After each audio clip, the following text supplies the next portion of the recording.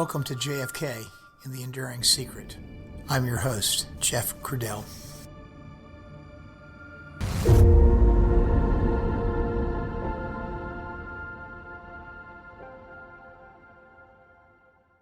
Hello, everyone, and welcome back to the podcast. Today's episode is episode 32. This is the second episode in a series of episodes about the Grassy Knoll and all the mystery that encompasses that topic. In the first episode in this series, we set the stage for the discussion and we introduced you to Mary Woodward, the cub reporter from the Dallas Morning News, who, through her real-time article appearing on Saturday morning, the day after the assassination, and the circumstances that were developing that day in Dallas, added to the idea of a conspiracy after the fuse was lit by a UPI dispatch sent by Merriman Smith some 25 minutes after the shots were fired. Today, we begin to move into a more meatier discussion from the witnesses themselves and tell the story, as I usually do, from official testimony that these witnesses gave. In the next episode, episode 33, we'll begin to hear audio from actual eyewitnesses, and much of that is because many of these witnesses were not interviewed by the Warren Commission. That shouldn't be a surprise given what we know about the official narrative that evolved quickly. Ironically, that void by the authorities gives us a gift of being able to hear these incredible stories without government intervention of the witness, and with some of them told very close to real time, right around the assassination, and then still others taken in the 1964 through 1966 timeframe. But before we go there, in today's episode, episode 32, we are going to hear about the mysterious appearance of Secret Service agents in highly dubious physical locations just moments after the shooting. These were not all necessarily men in black, but they were all seemingly nefarious characters. But let's see what you think as a member of the jury. So, without further ado, let's listen to episode 32.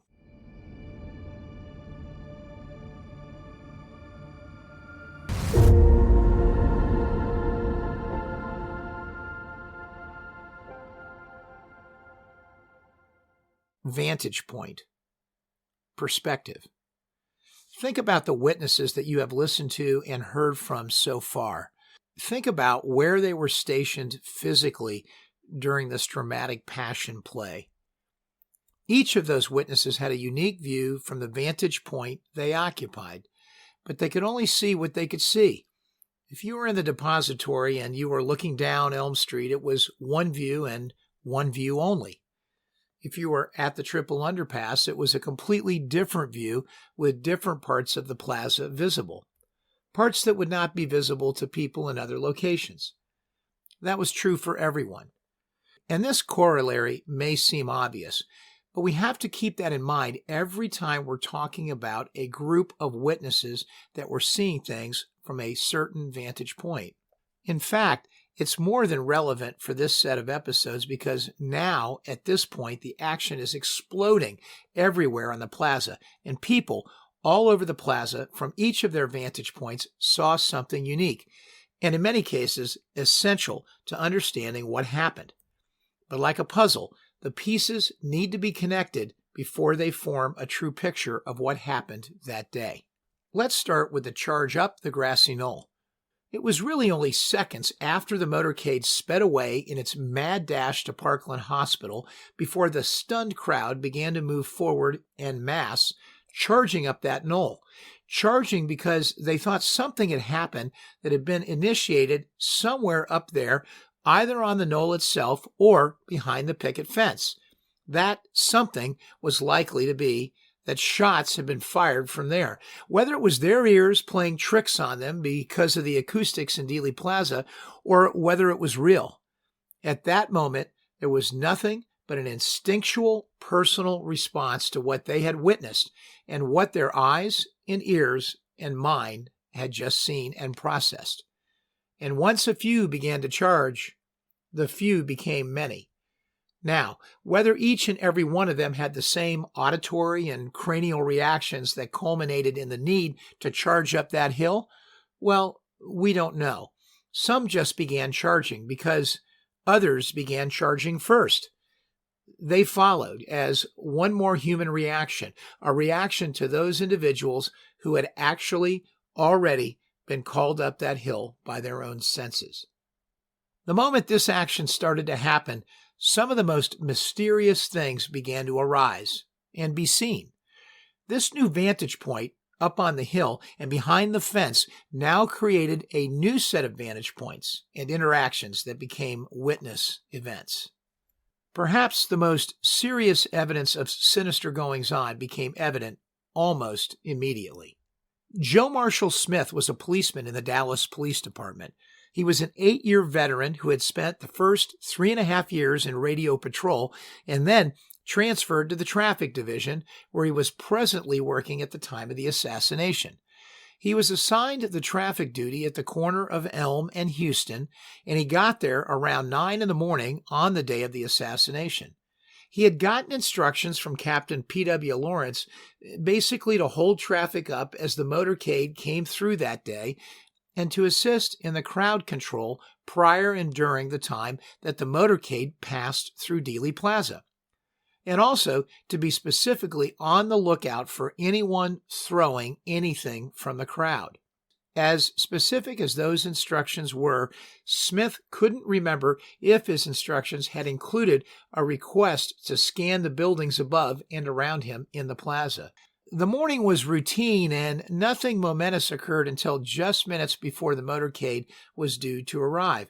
And then an event took place that we already know about all too well from our previous episodes. A man suffered an epileptic fit which required attention, and Officer Smith gave service. He would recall that just after they got the epileptic seizure victim in the ambulance and had him en route to the hospital, it would then be only a few minutes after that Officer Smith would have to get back to the corner, really just in time to begin directing traffic again before the motorcade was to arrive. And his estimate, just 3 minutes or so before the presidential motorcade began to appear at Houston and Maine. As instructed, Officer Smith began holding traffic up at the schoolbook depository. Occupied with traffic matters, he would have his back turned to the depository and would miss any view of what was happening right then up in the windows. There was no chance to actually scan the building, even if he had wanted to. And then he heard the shots, and as soon as he heard them, he started in the direction of the book depository.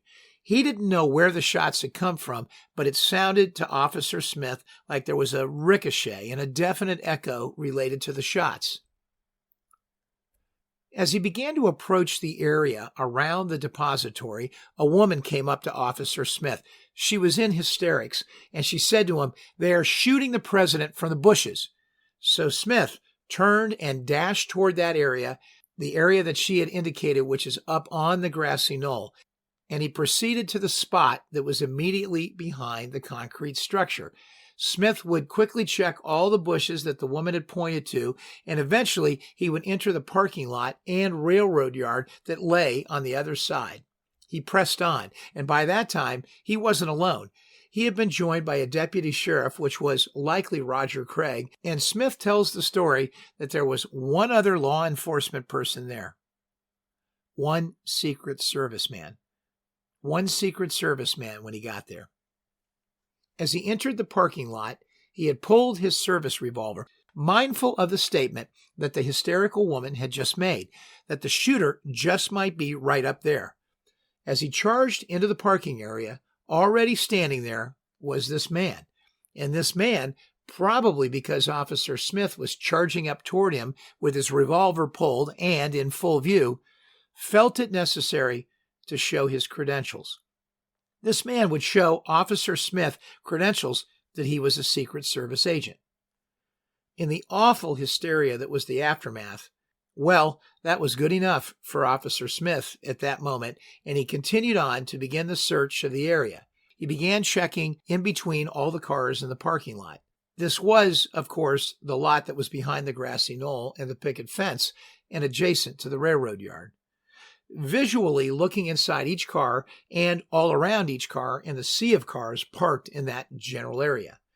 Finally, to his satisfaction, he concluded that no one was hiding overtly amongst the cars, although in his testimony he would clarify that he didn't try to enter any car, and presumably that meant that he did not check any of the car trunks. Systematically, he would move his way from where he had initially started, which was closer to the depository, and eventually make his way west down toward the railroad tracks where they traverse the triple underpass. As he completed this task as quickly as he could, Smith found nothing. Smith would encounter 2 other officers there in that area where the parked cars were. Sadly, in his testimony, he was not asked, and he did not offer to try and identify these 2 men by name, or even if he had recognized them as known officers. So we're not sure whether he knew them or not, or just assumed they were officers based on what they were wearing. I say this to you, the jury, because of matters you'll hear later in testimony about certain uniformed policemen in the area. Officer Smith spent probably 15 to 20 minutes up in that parking lot searching for anything that might be a clue to what had happened. By this time, there was a swarm of policemen nearby in the plaza. As I mentioned, Smith at this point had already encountered a plain-clothed Dallas deputy sheriff, and it was probably Roger Craig. Roger had already run into Arnold Rowland, and you have heard that story in earlier episodes. And Roger, at some point, relayed to Officer Smith what Arnold Rowland had seen and the story that he had heard from Rowland, essentially conveying that shots had come from the school book depository, and that the police were in the process of sealing off access to that building. So Officer Smith hurried over toward the depository with another officer, Officer Barnett. And as they approached the vicinity of the front door of the depository, Deputy Chief Lumpkin gave them both orders to stay there and seal off the entrance to the depository. Officer Smith's guarding of the front door commenced around 1 o'clock or sometime shortly thereafter, and Smith would stay there until about 2:30. Now, let's pause and ask, what's wrong with that picture? Well, to most folks, nothing may be overtly wrong. But here's the deal. There were no Secret Service agents in that area that day. All of the Secret Service agents on detail were fully accounted for in other locations. It was not possible for a Secret Service agent to have been there. This man that Officer Smith would encounter, this man that showed credentials that he was a Secret Service man, this man was an imposter. In his testimony to the Warren Commission, Smith would lament it. His instincts told him something was off as he encountered this man, but apparently the quest to find a more obvious assassin overtook the senses. Perhaps somebody with a gun in his hand wearing a T-shirt that said, "I just shot the president"? Well, I'm just saying. And in all seriousness, Smith was a traffic cop, and the level of coordination was minimal between the different agencies. He wasn't aware of who or how many agents from other federal authorities were going to be there in the plaza. In a perfect world, he should have known. In the world of the 1960s and the Dallas of the 1960s, it just didn't happen that way. Smith would later state that he hadn't been more diligent with this man, this mystery man that represented himself as a Secret Service agent. Smith would tell the Warren Commission in his own words, he looked like an auto mechanic. He had on a sports shirt and sports pants, but he had dirty fingernails.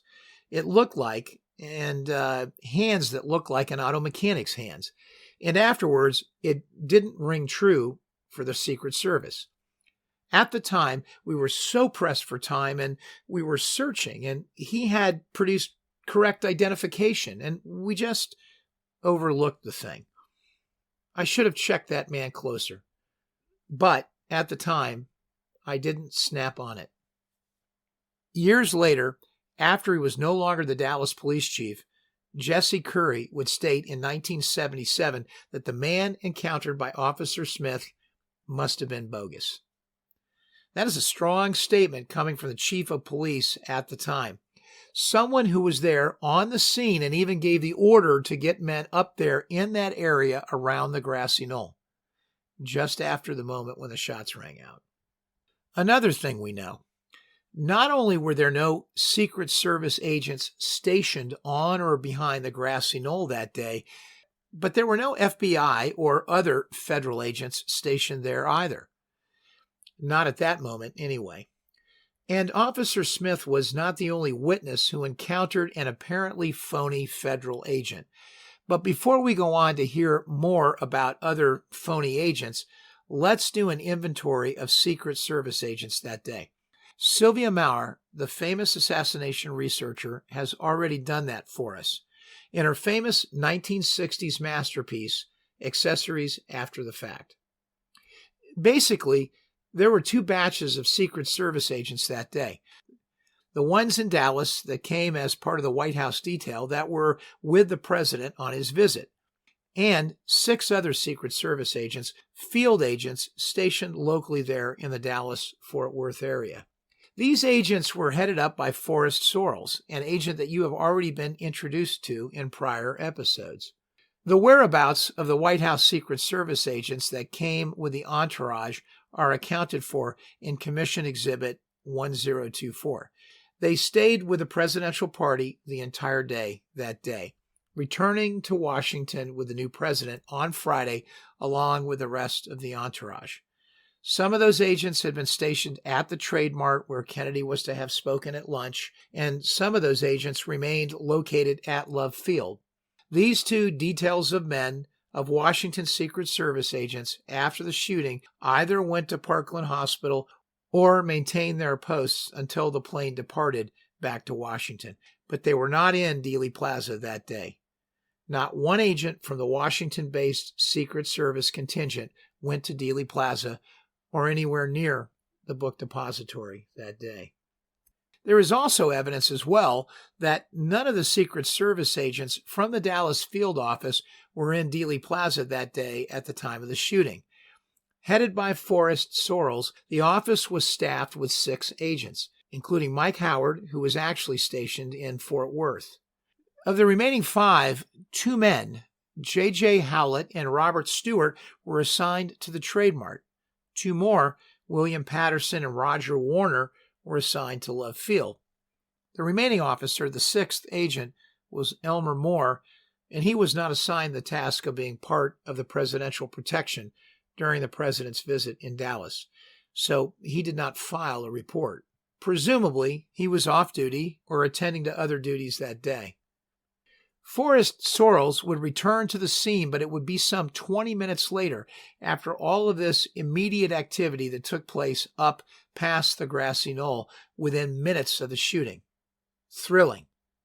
No, chilling, isn't it? Let's pivot now to 2 other important witnesses, 2 other key law enforcement officers who gave sworn testimony that they immediately ran into Secret Service agents as they rushed the area behind the picket fence and also close to the school book depository. Our next witness is Seymour Weitzman. You know him from a previous episode when we introduced Roger Craig. Weitzman was a deputy constable that ended up on the 6th floor of the depository minutes after Roger Craig and Eugene Boone discovered the rifle, and he would be part of the team that filed formal reports on the discovery of the gun. Formal reports, by the way, that said it was a 7.65 German Mauser and not a Mannlicher Carcano. That was an awkward moment at the commission hearing when he had to explain that error. But at this moment, Weitzman was among the first of the law enforcement officers to make their way to the area behind the grassy knoll and to begin searching for clues to what happened. He, too, was there because he thought the shots came from that area. Weitzman is an interesting individual. He served in the Air Force during World War II. He was shot down and he became a prisoner of war in Japan. He was a pilot, a flying sergeant. He was an educated man with an engineering degree that he finished up after he was back in the States and discharged, right at the end of World War II. but he decided to go into business, and he went into the business of ladies' garments, later working for Holly's dress shops in New York City. He would be a district supervisor for them for 15 years before he would eventually make his way back to Galveston as the general manager of the Lamont Corp. In 1960, he closed up all the stores and retired from that business and went to work for Robbie Love in the Dallas Sheriff's Office. Like many of the Sheriff's Office employees that day, he was simply out in front of the Sheriff's Office at Main and Houston watching the parade. He would hear 3 distinct shots, one shot and then a pause, and then the second to him seemed to be almost simultaneous. He would be pressed into action by the events. Instinctively, he began to run toward the president's car, even though he knew it was already on Elm Street. As he got closer, he would run down that little street that runs off of Elm close to the monument and begin scaling the wall. In the rush to get over the wall, he apparently grabbed what he later thought was steam pipes because he burned his hands. Nevertheless, he pushed on and made his way into the railroad yard, and there he would encounter other officers, including, as he would describe it, other Secret Service agents as well. One of the first things that he saw was numerous kinds of footprints that, in his mind, did not make any sense. They were going in all directions. You see, it had been raining that morning in Dallas, and the ground was still soft and wet in spots, so footprints were easy to capture that morning. As he was working the scene, he went back over the wall as someone had seen something red in the road, and then someone approached him with what they believed to be part of a firecracker, which seems kind of odd when you hear what comes next. Weitzman thought it looked more like a piece of bone, but he knew it needed to go to the lab, so he turned it over to one of the Secret Service men. Weitzman would later find out that indeed it was a bone fragment from the president's skull. He would state that the fragment was found on the south side of the street, but on the street itself, on the pavement, maybe 8 to 12 inches from the curb, or something like that. As part of this exchange, he had talked with a railroad yardman and asked him if he had seen or heard anything during the passing of the president. This yardman had seen something, and it was significant.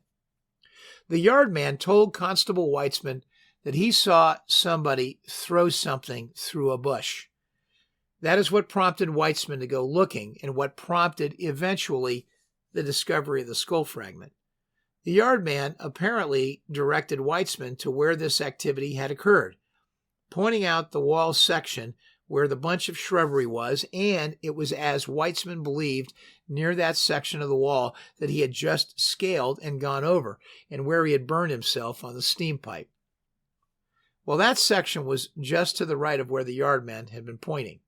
Sadly, we know nothing more about who this yardman is or what more he actually saw. No more testimony was taken of Constable Weitzman on the topic. The Warren Commission attorney immediately steered away from the topic. They went this far and then ended his interview without any more discussion of it. Not surprising, really. Here he is recalling the existence of Secret Service agents in the area immediately after the shots were fired, and then finally a railroad yardman indicating that the yardman saw a man toss something in the bushes that were located in the vicinity of the knoll and the picket fence. Keep this last item in mind when we hear the story of Ed Hoffman later in this series of episodes. Rather quickly, he and the other officers would make their way to the depository. Let's pause there. Again, now we have a second, highly reputable member of the Sheriff's Department hierarchy, a deputy constable, stating that there were Secret Service agents on site, and apparently in no hurry to leave immediately, as they remained to have at least one conversation with him as he discovered the skull fragment. They were right there in the parking lot behind the grassy knoll, and we are clear that there could not have been any Secret Service agents there officially. Now, the one hanging chad is that he seemed to have given the fragment to one of them, and it made its way to a lab, presumably. That was not the action of a bogus agent, if that part of the story is true. Now, on the other hand, there were other fragments gathered that day, and the constable may just have been making a generic statement about what those fragments all turned out to be. That's different than the idea that one fragment was actually sent to the lab for analysis by the particular agent he encountered. You see, all sorts of questions that should have been asked never were. Next, let's turn to another law enforcement officer, D.V. Harkness. In some ways, this next one starts to get even more bizarre. Harkness was a 42-year-old sergeant with the Dallas Police Department who was a 17-year veteran. He had gone into the Coast Guard during World War II, and he was a boatswain on a troop transport vessel. That day, on the 22nd, he was supervising the traffic officers along the parade route. At 12:30 precisely, when the shots occurred, he was also at Houston and Maine, riding his three-wheeler. But for a moment, he had dismounted the cycle and stood at the corner so that he could see the parade go by. He would walk on foot, heading west of Maine until he made it to the opening in the middle of Dealey Plaza. There, he would have a good view of the last leg of the motorcade as they finished up the downtown segment and headed to the Trade Mart. Officer Harkness heard the first shot and immediately began to make his way back to Maine and Houston, where he had parked his motorcycle, and suddenly the second and third shots rang out. He was unable to tell from what direction they were coming from, but as he began to ride his motorcycle west on Maine, something, including the way people were hitting the ground, led he and others to indicate that the shots were coming into the car from somewhere in front of the car. He would continue west past the Triple Underpass all the way down to Industrial, which is a street west of the Triple Underpass, to see if he could see anyone fleeing the area. But he found nothing. And so he immediately turned around and came back to the book depository. He would make his way near the side extension of Elm next to the depository, where he would then almost immediately run into Amos Lee Ewens, who would tell Officer Harkness that the shots had come from inside the depository building. I'll skip what came next as he delivered Amos to Inspector Sawyer on his three-wheel motorcycle, as you have heard all of that in another episode on Amos. Harkness would make his way to the rear of the depository in an effort to seal off the rear exits. He would stay there until a squad arrived. Only what he found when he got to the rear of the depository was that he wasn't the first to arrive at the party. In his Warren Commission testimony, Harkness would state that when he arrived at the back of the school book depository building, there were Secret Service agents there already. He didn't ask for identification, but he stated that the men themselves told him that they were Secret Service agents. Okay, let's pause right here for a moment. Now we have heard the third member of law enforcement make statements that immediately after the shooting, they encountered Secret Service agents in highly suspicious locations, first behind the picket fence in the parking lot of the railroad yard, and now in the rear of the school book depository. All three of these men were interviewed by the Warren Commission attorneys under oath at the time these statements were made.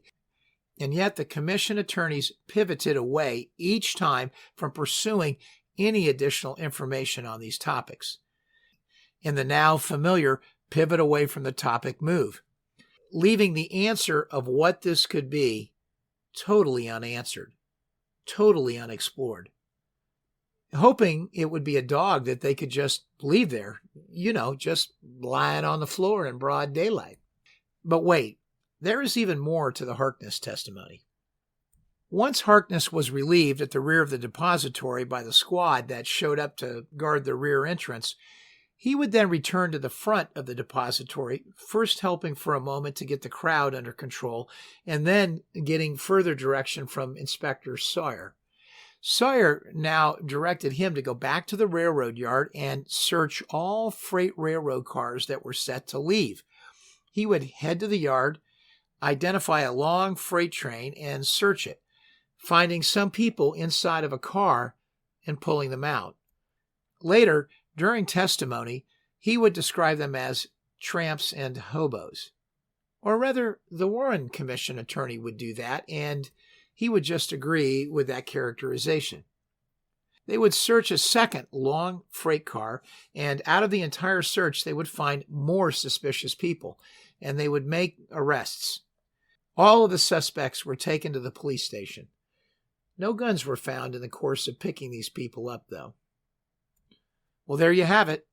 The Dallas police rounded up a handful of suspicious people, found them hiding in a set of boxcars right behind the depository in the Grassy Knoll, basically along a logical escape route right after the assassination, and then charged them. And the Warren Commission was truly uninterested in hearing anything more about them or their disposition, characterizing them as tramps and hobos. And that was all that was needed to, once again, give the commission a plausible excuse as to why they failed to ask any more relevant questions. No more questions at all related to this suspicious group of people arrested by Officer D.V. Harkness and others. These quote-unquote tramps are now part of JFK assassination conspiracy folklore, particularly because a number of them were coiffed and wearing nice shoes and had other characteristics that made it hard to believe that they were characterized as tramps or hobos. Well, before I get off on another wander, this subject deserves a separate episode, so I won't elaborate any more here as there is much to tell and discuss about this matter. But as I told you at the beginning of this series, we were going to see the commission take their investigative failures to new heights. Failures when it comes to avoiding the examination of key facts, circumstances, and witnesses. And this was all done in broad daylight. They published it all, for God's sake. Hard to believe. As the old saying goes, only in America.